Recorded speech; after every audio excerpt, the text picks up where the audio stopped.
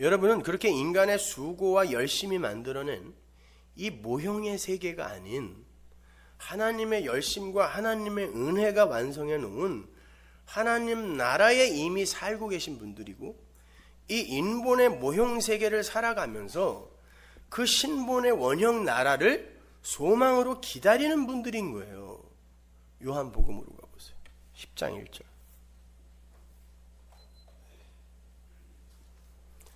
내가 진실로 진실로 너에게 이르노니 양의 우리의 문으로 들어가지 아니하고 다른 데로 넘어가는 자는 절도며 강도요 문으로 들어가는 이가 양의 목자라. 문지기는 그를 위하여 문을 열고 양은 그의 음성을 듣나니 그가 자기 양의 이름을 각각 불러 인도하여 내느니라. 자기 양을 다 내어놓은 후에 앞서가면 양들이 그의 음성을 아는 거로 따라오되, 이거 요한계시록으로 가면 이 목자가 어린 양으로 나와요. 타인의 음성을 알지 못하는 거로 타인을 따르지 아니하고 도리어 도망하느니라. 예수께서 이 비유로 저희에게 말씀하셨으나 저희는 그 하신 말씀이 무엇인지 알지 못하니라. 그러므로 예수께서 다시 이르시되 내가 진실로 진실로 너에게 말하노니 나는 양의 문이라. 나보다 먼저 온 자는, 나는 예수예요. 은혜, 십자가보다 먼저 온 게 뭐예요? 율법. 다 절도요 강도니 양들이 듣지 아니하였느니라. 구약의 절도요 강도에 대한 이야기가 나오죠. 거짓 선지자. 그들이 뭘 얘기했다고요? 평안하다 평안하다 율법을 이야기했단 말이에요.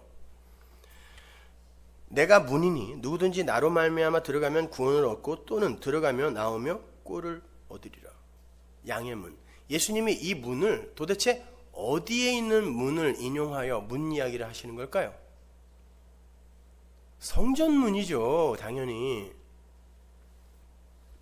에스겔서에 가면 성전을 청량하는 내용이 나오는데 성전에 문이 나와요. 여러 개가 있는데 동쪽에서부터 출입구가 뚫립니다. 여러분, 아담도 그랬고 가인도 그랬고 이스라엘도 그랬고 저주받아 저주의 땅으로 쫓겨나는 이들이 간 쪽이 동쪽이죠. 동쪽에서 지성소가 있는 서쪽으로 들어오는 그 모습을 성전이 그리고 있는 거거든요. 근데 문이 동쪽에서부터 서쪽으로 진행되어질수록 4척씩 좁아져요. 예수님이 말씀하신 좁은 문은 그 문을 갖고 이야기한 거예요. 여기서도 바로 그 문을 이야기하는 거예요. 내가 양의 문이에요. 그 성전 문은 제물인 양이 들어오는 문이거든요. 근데 그 제물인 양은 왜 들어오는 거예요? 죽으러 들어오는 거예요.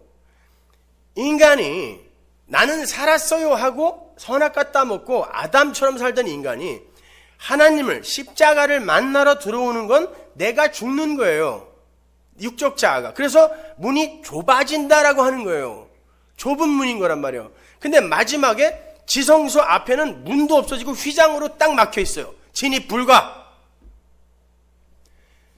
그 문이신 예수가 휘장인데 자기의 몸을 찢어 좁은 문, 양의 문이 바로 나라는 걸 가르쳐주기 위해 마지막에 자기의 몸으로 그 문을 막고 자기의 몸을 찢어.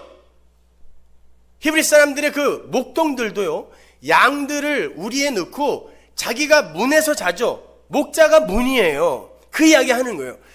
그 문이 되신 예수가 찢겨 하나님과 양들이 대면하게 되는 그 이야기를 하는 거란 말입니다. 그런데 재밌는 건 그 목자가 양의 이름을 부르죠. 그건 지금 목자가 자기 양이 누군지를 다 안다는 이야기고, 이미 하늘에서 이름 붙여져 이 땅에 보내진 하나님의 백성들이 있다는 이야기예요. 목자가 하늘에서 내려왔는데 자기가 하늘에서 알고 있는 이름까지 알고 있는 그들이 있는 거예요. 내 이름 아시죠? 여러분 찬양은 잘 부르잖아요. 그 이야기가 이 이야기예요. 목자가 내려와서 양들을 불러내는데 이름을 부른단 말입니다. 양들이 스스로에게 붙인 이름이 아니라 목자가 부르는 이름을 알아듣고 나오는 거예요. 무슨 이름? 예수라는 이름. 계시록에 가면 그 양들이 전부, 어린 양이 이끄는 대로 쫓아가는 그 양들이 전부 14장에 가면 이마에 예수라는 이름을 붙이고 있잖아요. 그 이름 이야기하는 거예요. 그러니까 성도는 예수로 구원받는 거지, 지들의 이름을 내기 위해 착한 척, 성숙한 척 하여 나를 구축해낸 그 이름으로 구원받는 게 아니란 말입니다, 여러분. 히브리서 10장으로 가보세요. 19절. 그러므로 형제들아, 우리가 예수의 피를 힘입어 성소에 들어갈 담력을 얻었나니 그 길은 우리를 위하여 휘장 가운데로 열어놓으신 새롭고 산 길이요, 휘장은 곧 저의 육체니라. 십자가에서 이게 찢어지죠. 이게 문이에요. 그 다음 그림 한번 보여주세요. 동쪽에서 쫓겨난 자리예요. 세상이에요. 저게 역사예요. 서쪽이 지성소란 말이에요. 약속의 나라예요. 그래서 가나안을 굳이 요단강 동편으로 가서 서쪽으로 들어가게 만드시는 거예요. 들어갈수록 문이 좁아져요. 죽는 거예요. 자아가 해체되는 거예요. 깎여가는 거예요. 내가 없어지는 거예요. 결국 십자가 앞에서 죽고 예수가 덮어버리는 게 구원이란 말입니다. 그걸 성전이 그대로 그리고 있다니까요.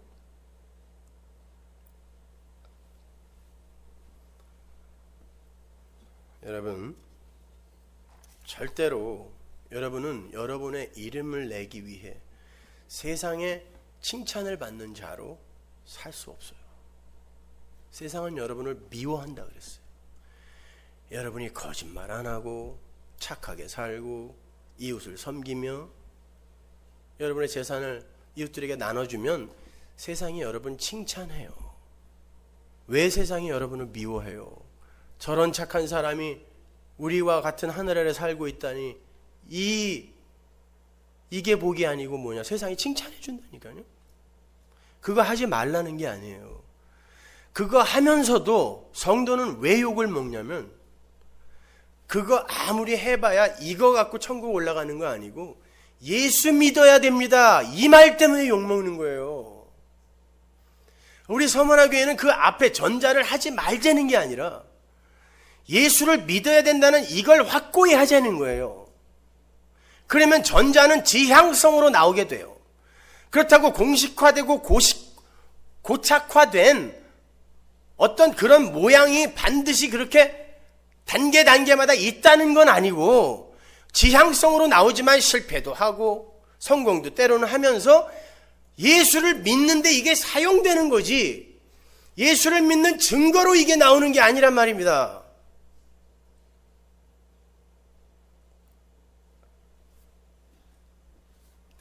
계시록 14장 1절을 보세요. 또 내가 보니 보라 어린 양이 시온산에 섰고 그와 함께 14만 4천이 섰는데 그 이마에 어린 양의 이름과 그 아버지의 이름을 쓴 것이 있도다. 이 사람들은 여자로 더불어 더럽히지 아니하고 정절이 있는 자라. 어린 양이 어디로 인도하든지 따라가는 자며 사람 가운데서 구속을 받아 처음 익은 열매로 하나님과 어린 양에게 속한 자들이니. 하나님과 어린 양에게 속한 자들이 어린 양이 불러내면 어린 양이 이끄는 대로 따라가는데 죽음의 자리로 따라가요. 근데 그들의 이마에 어린 양의 이름이 있는 거예요. 그러니까 이 신랑이 아는 거예요. 자기가 준 빙패물을 갖고 있는 신부들이 있거든요. 내 이름, 내 이름, 내 이름, 내 이름. 그들만 불러내는 거예요. 그들이 정말 뭐에 홀린 듯 그 음성을 알아듣고 따라가는 거예요. 그래서 몇 명 없는 거예요. 내가 세상에 다시 올 때 믿음을 보겠느냐 그랬죠? 몇 명 없는 거예요. 아버지가 예수라는 믿음을 심어놓은 이들만 현실 속에서 묵시를 보게 되는 거고 그들만 골라서 아버지 나라로 다시 끌어올리는 거예요. 그들만 듣고 그들만 봅니다. 요한복음 6장 39절 보세요. 나를 보내신 이의 뜻은 내게 주신 자 중에 내가 하나도 잃어버리지 아니하고 마지막 날에 다시 살리는 이것이니라. 나를 보내신 아버지께서 이끌지 아니하면 아무라도 내게 올 수 없으니 오는 그를 내가 마지막에 다시 살리리라. 선지자의 글에 저희가 다 하나님의 가르치심을 받으리라 기록되었은즉 아버지께 듣고 배운 사람마다 내게 오느니라. 아버지가 찍어서 보내는 사람만 와요. 지 노력, 지 행위로 아무도 못 와요. 그러니까 하늘의 창조가 이 역사 속에서 펼쳐지게 되면 그게 구원이잖아요. 그래서 구원의 과거 시제, 현재 시제, 미래 시제가 나오는 거예요. 구원 받은 사람은 이 세상 속에서 자기 힘으로 구원을 이루어가야 된다는 뜻에서 현재 시제가 아니라 구원이 이게 역사 속에서 설명된다는 뜻에서 현재 시제인 거예요. 그렇게 구원이 역사 속에서 펼쳐지면, 현재 시제로 펼쳐지면 당연히 구별이 일어나겠죠. 그래서 그 모든 것들이 주 예수가 아니면 안 되는구나를 드러내잖아요. 그래서 사도 바울이 하늘에 있는 것이나 묵시 속에 완료된 우리, 땅에 있는 것이나 역사를 살아가는 우리 모든 인간들, 땅 속에 있는 자들, 뭐예요? 지옥에 있는 자들, 이 모든 게 다 주를 위해 존재한다는 거예요. 그러니까 이 모든 것들이 하나님에 의해 창조가 됐는데 주가 진짜 메시아이며 그분이 창조자라는 걸 드러내기 위해 모든 게 다 지 역할을 한다는 뜻이에요.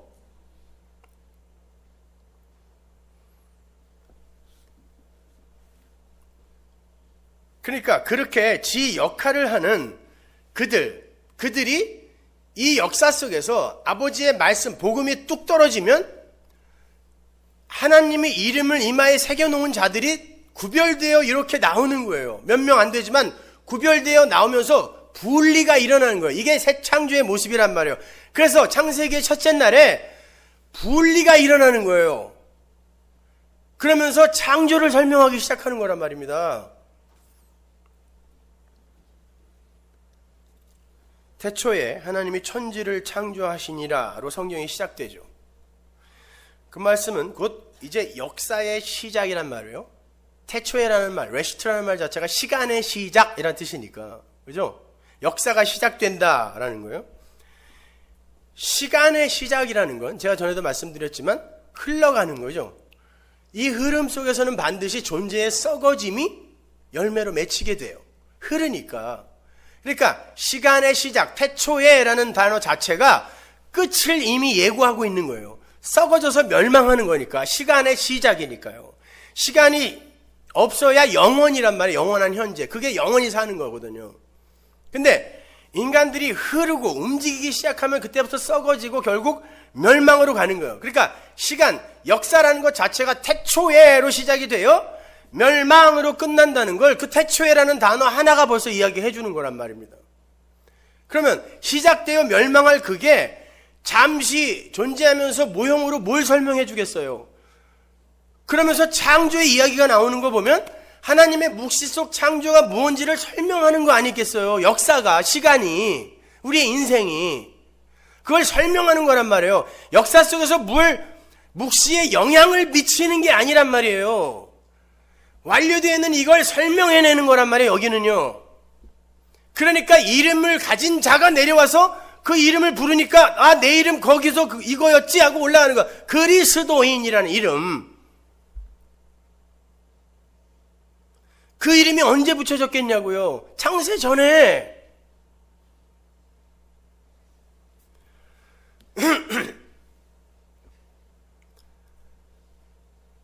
태초에 하나님이 천지를 창조하시니라. 그건 하나님의 새 창조가 묵시 속에서 어떻게 완성이 되어 있는지를 이 역사 속에서 보여주시겠다라는 하나님의 포효인 거예요. 태초에 하나님이 천지를 창조하시니라. 시간과 천지, 공간을 창조하시니라. 뭐하러? 뭘 설명하기 위해서요. 한시적인 그 공간 안에서. 그리고는 창조가 일어나는데 그 창조가 분리의 형식으로 일어나죠. 어둠과 빛이 갈라져요. 궁창 위와 아래가 궁창으로 갈라지죠. 불과 묻이 갈라져. 분리가 일어나는 거예요. 근데 요한계시록 가면 첫째 날에 그 빛만 남은 세상이 나오고 둘째 날에 하늘과 땅, 도저히 화합할 수 없는 하늘과 땅이 연합된 어린 양과 교회, 아담들이 혼인하는 연합의 장면이 나오죠. 또 이게 둘째 날이 성취되는 거예요. 셋째 날 다시는 바다도 있지 않겠고라는, 물론 상징적인 것이지만 저주의 바다, 그 바다가 사라진 문만 남은 하나님 나라가 완성되는 모습이 나오잖아요. 그러니까 창세기의 첫 세 날은 언약을 담고 있는 거예요. 약속을 담고 있는 거예요.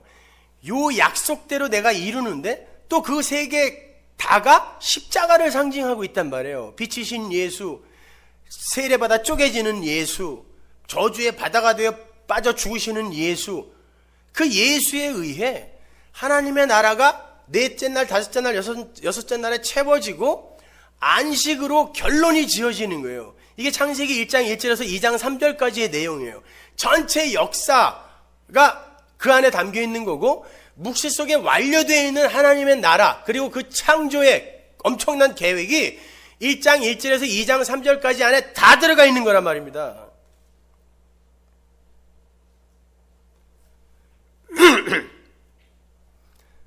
그러니까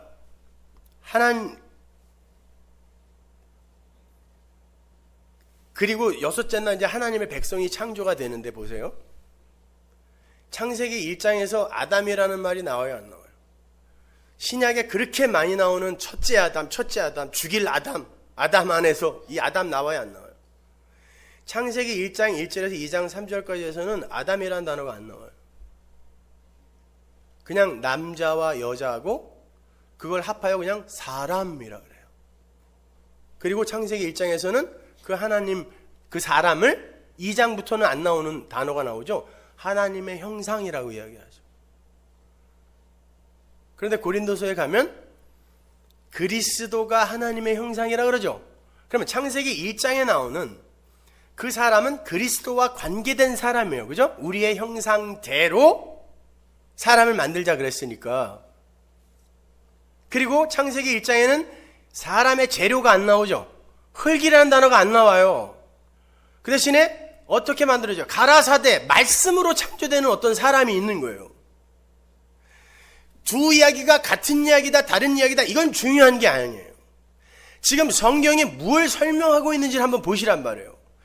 묵시 속에서 말씀만으로 창조되는 하나님의 백성, 하나님의 형상이신 예수 안에 예수화되어 한 지체로 창조가 되는 하나님 나라의 묵시의 현실을 설명해 주는 거예요. 그래서 1장은 안식으로 끝나는 거예요. 생각해보세요. 하나님의 안식이 인간들의 죄로 깨질 수 있어요, 없어요? 그게 무슨 하나님이냐고요. 근데 예수님이 요한복음으로 가면 우리 아버지가 지금도 일하신다 그러잖아요. 그래서 나도 일한다. 그럼 하나님들이 일을 하신다는 건 지금 역사가 창세기 첫째 날부터 여섯째 날까지를 설명하고 있다는 증거란 말이에요, 그것이요. 하나님의 안식은 깨질 수가 없어요. 묵시 속에서 완료되는 거예요. 그게 깨지면 그분은 하나님 아닌 거예요. 그걸 영원이라 그래요. 그걸 묵시라고 한다고. 거기에서 이미 완료되어 하나님의 나라가 채워져 있단 말이에요. 여섯째 날까지. 그리고는 이걸 이제 역사 속에서 대략 설명하는 게 2장 4절부터잖아요. 그래서 거기부터 에덴 동산이 나오죠. 1장에는 에덴 동산 안 나와요. 흙이 나오고 선악과와 생명나무가 드디어 등장하는 거예요. 1장에는 안 나오는 거예요. 1장에서는 인간들이 타락할 수 있는 가능성이 있다라는 말도 안 하세요. 너는 다스리고 정복할 거야, 왕이야 라고 이야기한단 말입니다. 이게 완료되어 있는 우리의 현실인 거예요. 안식 속에, 평화 속에 들어가 있는 거고, 2장 4절부터 동방의 에덴이라는 곳에 동산이 창조가 돼요. 모형으로서의 역사가 창조가 돼요. 거기서부터 선악과 율법과 생명나무, 예수라는 이 두 개를 가지고 역사가 아담이 되어 내려와 둘 사이에서 좌충우돌하면서 하나님이 보내신 자들이 생명나무 붙드는 거고, 땅과 땅 아래에 족한 자들이 선악과 끝까지 붙들면서 율법 지키겠다고 하다가 지옥 가는 거란 말이에요. 이게 성경입니다, 여러분. 그래서 창세기 1장에서는 하나님이 전지전능한 하나님 엘로힘이지만 2장 4절부터는 여호와예요. 출애굽기 6장 8절 이하, 6장 6절 이하에서 여호와의 이름을 설명해 주죠. 뭐라 그래요? 구원자 하나님, 예수란 말이에요. 그래서 하나님의 이름까지 바뀌는 거예요.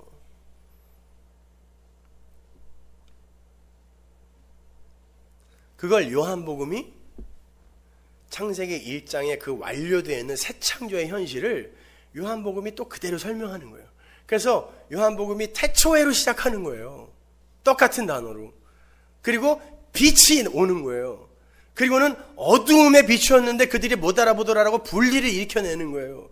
그리고는 세례를 받으시는 거예요. 둘째 날이에요. 쪼개지는 거예요. 물이 쪼개지는 거예요. 근데 예수의 십자가로 이게 하나로 합쳐지는 거예요. 그리고 어린 양 메시아라는 단어가 나오고 도저히 하나님과 함께 할 수 없는 제자들이 하룻밤을 같이 보내는 거예요. 예수와 연합이 되는 거예요. 셋째 날이 연합되는 거예요. 넷째 날, 다섯째 날, 여섯째 날 12제자가 아무 자격과 조건 없이 하나님이 부르니까 마태야 와라 가는 거예요.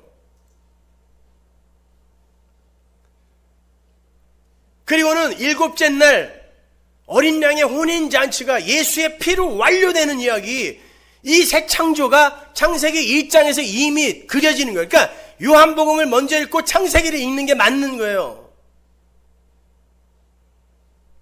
그게 게알더스 보스가 한 이야기예요. 종말이 창조를 앞서는 것이다. 어렵다고 생각하지 마세요. 한 번만 뚫리면 성경 전체가 율법과 도덕과 윤리에서 예수로 바뀌어요.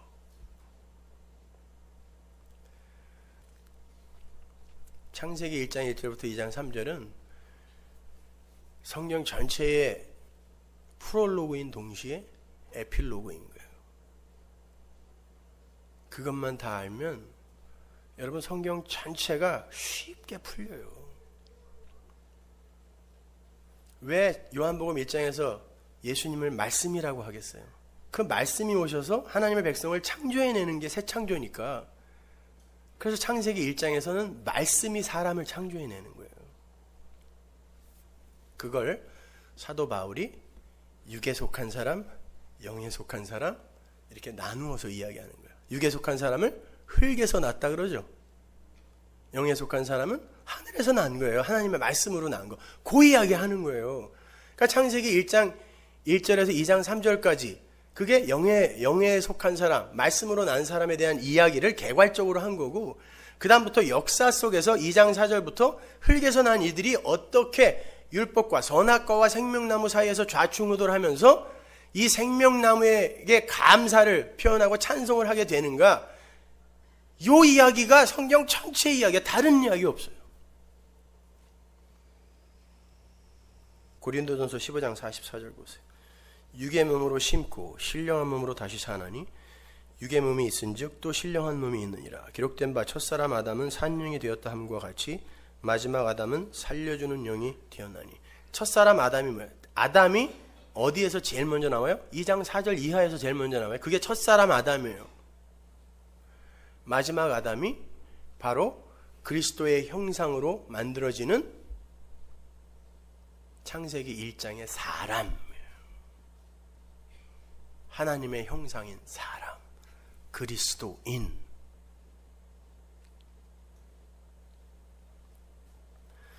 (46절) 그러나 먼저는 신령한 자가 아니요 육 있는 자요 그 다음에 신령한 자니라. 첫사람은 땅에서 났으니 흙에 속한 자이거니와 둘째 사람은 하늘에서 나셨느니라. 무릇 흙에 속한 자는 저 흙에 속한 자들과 같고 무릇 하늘에 속한 자는 저 하늘에 속한 자들과 같으니 우리가 흙에 속한 자의 형상을 입은 것 같이 또한 하늘에 속한 자의 형상을 입으리라. 우리는 교회입니다. 흙에 속한 자의 형상을 역사 속에서 입고 하늘에 속한 자의 형상을 이제 입게 되는 거예요. 이걸 벗어내면서. 그게 여러분의 인생이에요.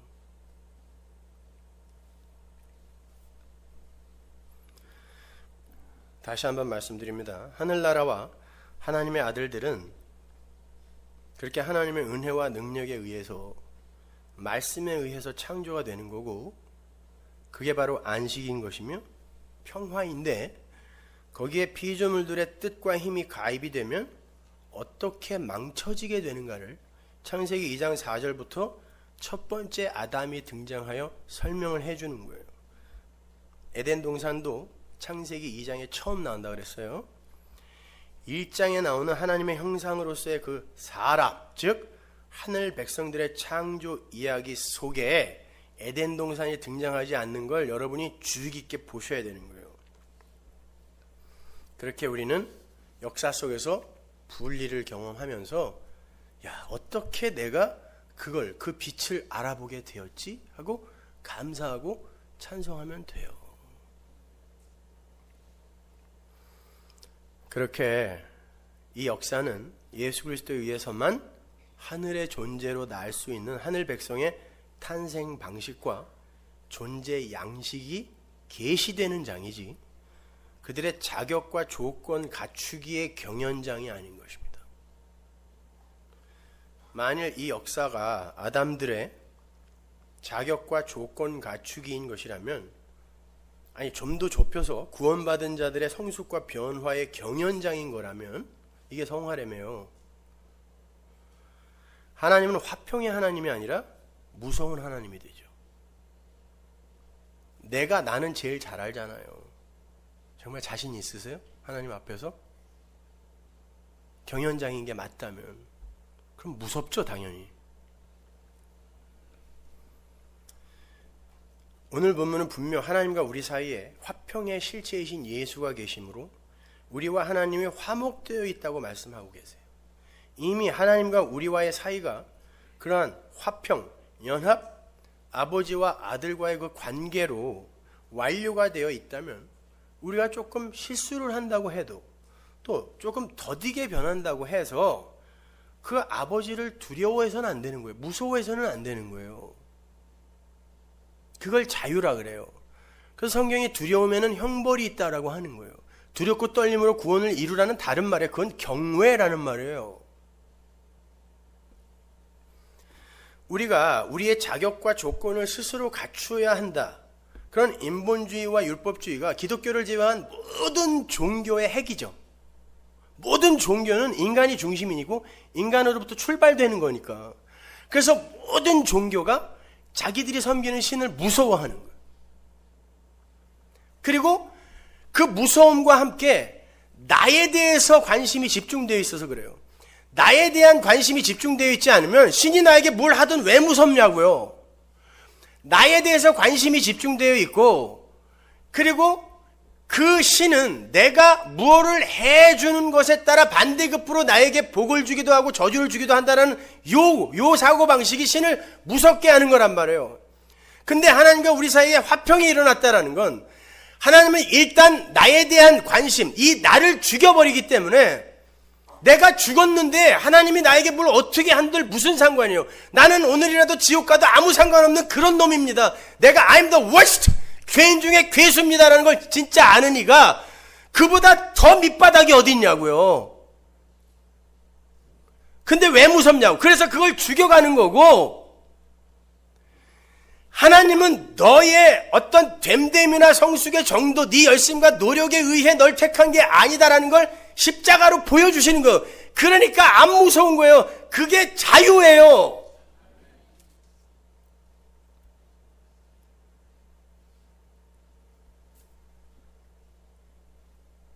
대부분 못 알아듣는다는 거 알아요.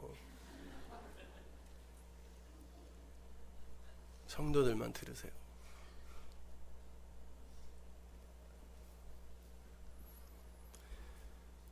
그런데 고작 기독교의 목적지를 이 세상 속에서의 변화와 성숙, 도덕과 윤리 준수, 착한 일, 그런 거에만 두는 건 기독교를 오해한 거란 말이에요.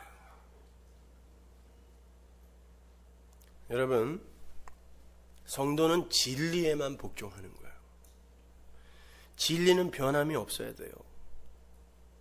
그래서 진리는 예수님밖에 없는 거예요. 여러분, 하나님께서 우리에게 성령을 보증으로 주고 가셨는데 그 성령이, 보증이신 성령이 죄에 대하여 의에 대하여 심판에 대해서 책망하신다 그랬습니다.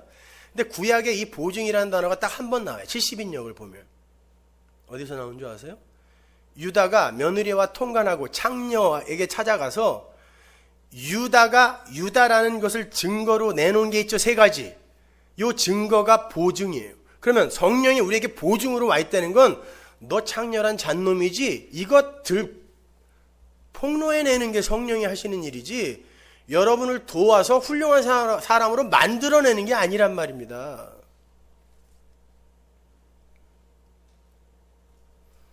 그러나 그렇게 내가 포기되어지고 부인되어지다 보면 그 안에서 향기가 나오게 되고 사람들이 봤을 때 성숙했다라고 하는 거예요. 그거 열심히 하자니까요. 왜 안 해요?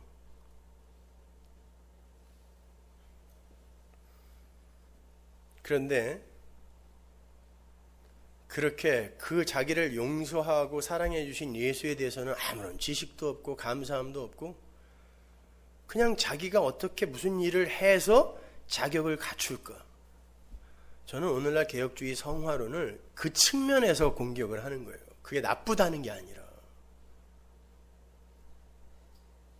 왜 나빠요 그게요. 사람답게 살자는 게. 그러나 예수 없이 그렇게 가게 되다 보면 우리는 등불을 들긴 들었는데 뭘 하기는 하는데 신랑에게 관심이 없으니까 기름을 준비하지 않은 어리석은 다섯 처녀가 되는 거예요. 신랑에게 관심이 있었으면 혹시 이분이 늦게 오실지도 모르겠다라는 배려가 있게 되잖아요. 그들이 기름을 준비하는 거예요. 그러나 행위에는 별반 차이가 없어. 다 잤으니까. 그러나 신랑에게 관심 없이 들러리의 역할에만 충실했던 그들은 그 일과 상관없이 제거되는 거예요. 그 불은 절대로 그 사랑, 신랑에 대한 사랑이 없는 그 불은 반드시 꺼지게 돼 있는 거예요. 역사 속에서 아무리 활활 탄다 할지라도 신랑이 문 걸어 잠그면 꺼지는 거예요. 그건요. 예수님이 그 비유를 어디다 붙이셨는지 아세요? 거짓 선지자 적그리스도를 조심하라에 붙이신 비유예요. 그러면 거짓 선지자 적그리스도들이 뭐 가르친다는 거예요? 야, 뭐 신랑에 대한 관심 그런 거 뭐 필요해? 니들이 할 일이나 잘해. 들러리 역할이나 잘해. 사람답게 살아. 성도답게 살아. 이것만 가르치는 거예요. 이게 바리새인들이었다니까요. 그러니까 그들이 예수를 죽이지 않습니까?